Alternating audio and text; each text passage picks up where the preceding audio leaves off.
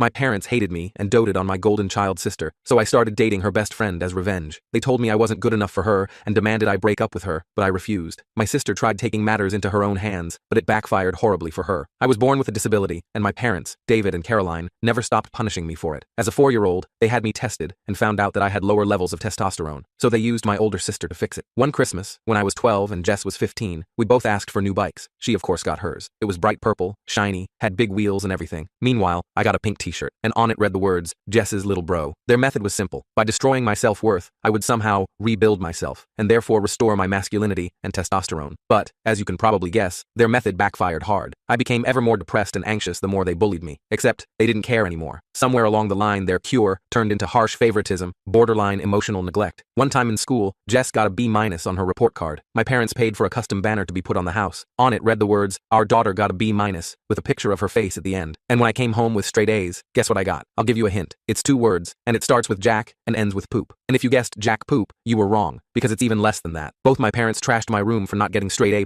After that, almost nothing surprised me anymore. Even when I got accepted to a solid university with a partial scholarship, my parents called me their biggest disappointment for not getting a full scholarship. Meanwhile, Jess practically flunked out and used the excuse of wanting to take a gap year. That turned into 5. And to celebrate, they threw her a party and bought her a new laptop for her creative journey. But then came one of the only, slightly better parts of this story. I managed to move out as soon as possible, working multiple jobs while taking classes to support myself. But when I couldn't afford to come home for Thanksgiving one year, my father said, "Well, I guess your priorities are elsewhere." Even after creating distance, family gatherings were torture sessions of subtle digs. Still at that starter job? Jess is thinking about starting her own boutique. She's so entrepreneurial. At my graduation, which they arrived late to, my father's first comment was, "4 years for that degree? Seems like a lot of time for what you'll be doing." What made it worse was watching them fawn over Jess, who decided to wear the most extravagant dress possible to the ceremony, so she could be the center of attention. Despite everything, I tried maintaining a relationship with Jess. She was still my sister, but it was completely one-sided. I'd reach out, and she'd either ignore me or somehow turn every conversation into a competition. If I got a promotion, she suddenly had an amazing opportunity on the horizon. If I started dating someone, she'd immediately be in a serious relationship. Once, after not hearing from her for months, I called to share news about a significant promotion. "Hey Jess, guess what? I got promoted to senior analyst." There was a pause before she responded. "Okay, anyway, I just got approached by this amazing startup. The salary is probably more than you'll ever make." Of course, the position she mentioned never existed. And when I finally landed my dream job after years of hard work, I made the mistake of mentioning it at a family dinner. "Guys, I just got my dream job and, okay, but did you hear about Jess?" My mom immediately interrupted. "She met a successful entrepreneur with connections everywhere. That man turned out to be Dwight. He wasn't a successful entrepreneur. He worked in sales at a mid-sized paper company. But the way my parents talked about him, you'd think he was the next Elon Musk." Their wedding was an extravagant affair that my parents spared no expense for. Meanwhile, I was still paying off my student loans. But then, I met one of Jess's short-term friends, and what happened next shifted the family dynamic forever, because Jess was not happy. I can't